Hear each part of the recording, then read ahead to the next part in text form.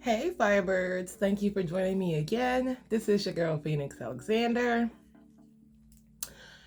Today, we're gonna have our first controversial chat, okay? And I want to talk about the standard of beauty. So I've been seeing a lot of videos lately, they've been my recommendations and such, about light skin privilege and how the world views, beauty these days, and the effects of, beauty on the African American culture. I have a few things I want to say about this. All right, let's get into it. Okay, so first I would like to say, all throughout history, there have always been certain standards for beauty. And people like to act like those standards change, but they do not change. They are actually pretty static when you think about it.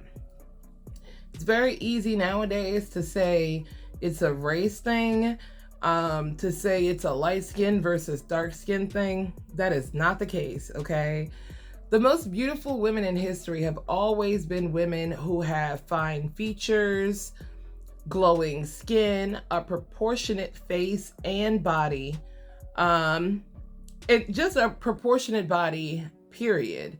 Okay, symmetrical features. If you look at that person and they have very symmetrical features, then you are way more likely to think of that person as a quote unquote beautiful person, as opposed to somebody whose features might not be as symmetrical.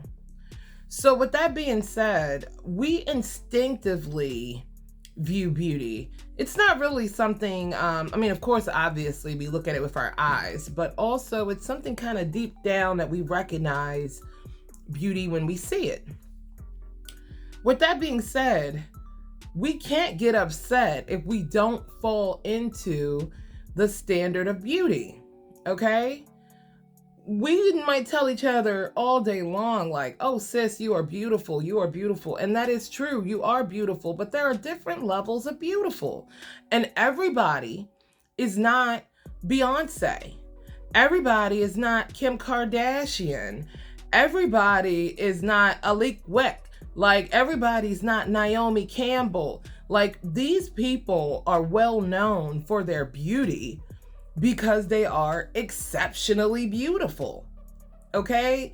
Your Gigi Hadid, exceptionally beautiful. Your Halle Berry, exceptionally beautiful. It has nothing to do with colorism. It has everything to do with genetics and effort. And we are blessed to live in a world where if you don't have it naturally, you can get your paper up to create that level of beauty. Let's face it, there are more opportunities for beautiful people. You get away with more as a beautiful person, and everybody likes to call it light skin privilege, but that's not what the problem is.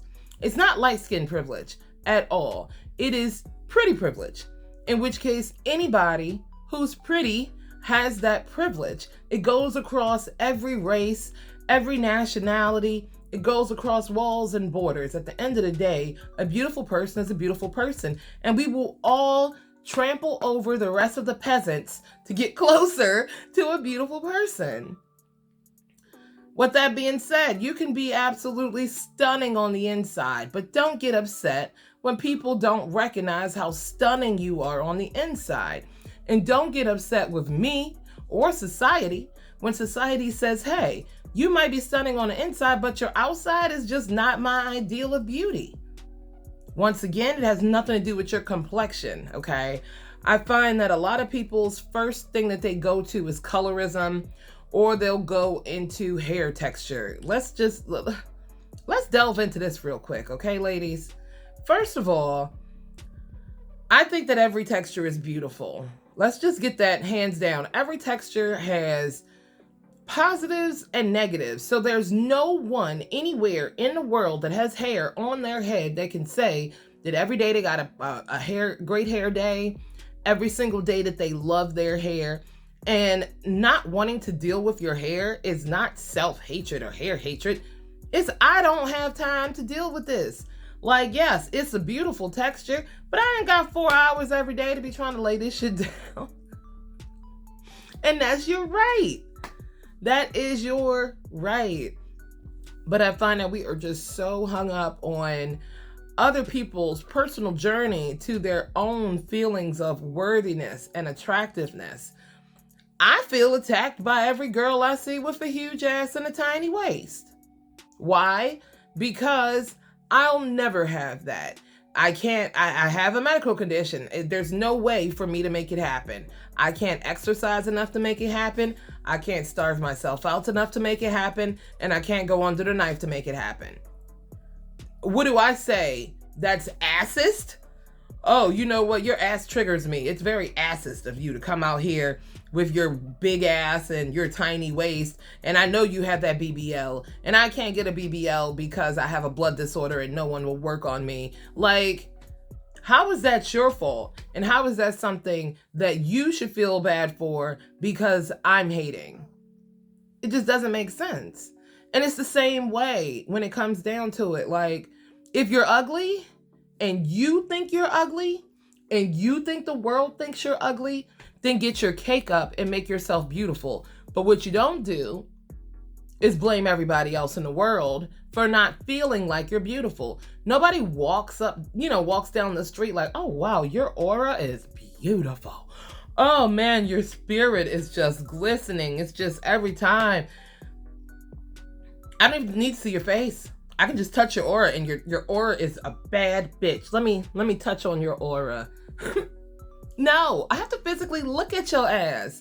And there has never been a day, regardless of the texture of a person's hair, that I have ever seen a girl in a basic ponytail and said, oh, your hair looks nice today. And unfortunately speaking, we live in a society where if it doesn't look like you put effort into your hair, then no one's going to compliment you on it. It seems fair. And if you don't like it, sis, buy a new one.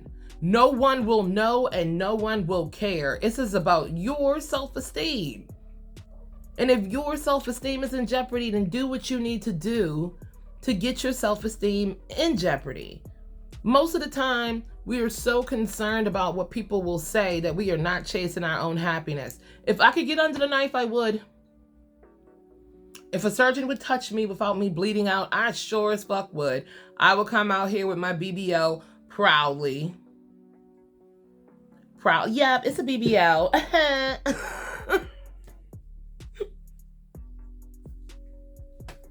What? I got money. Like, yeah, I'm a BB. I don't have no money. I'm a disabled woman, but I'm just saying hypothetically, if we was on that, if that's where we was at, then I would be like, oh yeah, I had a BBL and yeah, I know I look good, don't I? Because I wasn't born with no ass, so I bought one. All throughout history, there have always been people who are more attractive than others.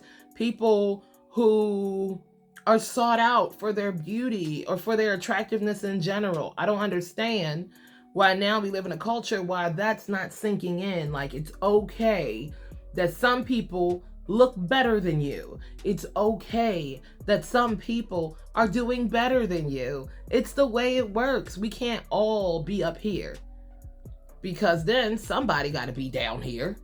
And you know it's going to be a thing where everybody who's up here is going to be like, I'd be damned if I'm going to be at the bottom. So somebody got to be at the bottom. And if it's your ugly ass and you ain't got no money, then get some money so your ass ain't ugly and you can push another motherfucker down to the bottom. But this is what it's always been, and this is what it will be. Man, woman, however you identify yourself. If you want to be seen as beautiful, put in some effort.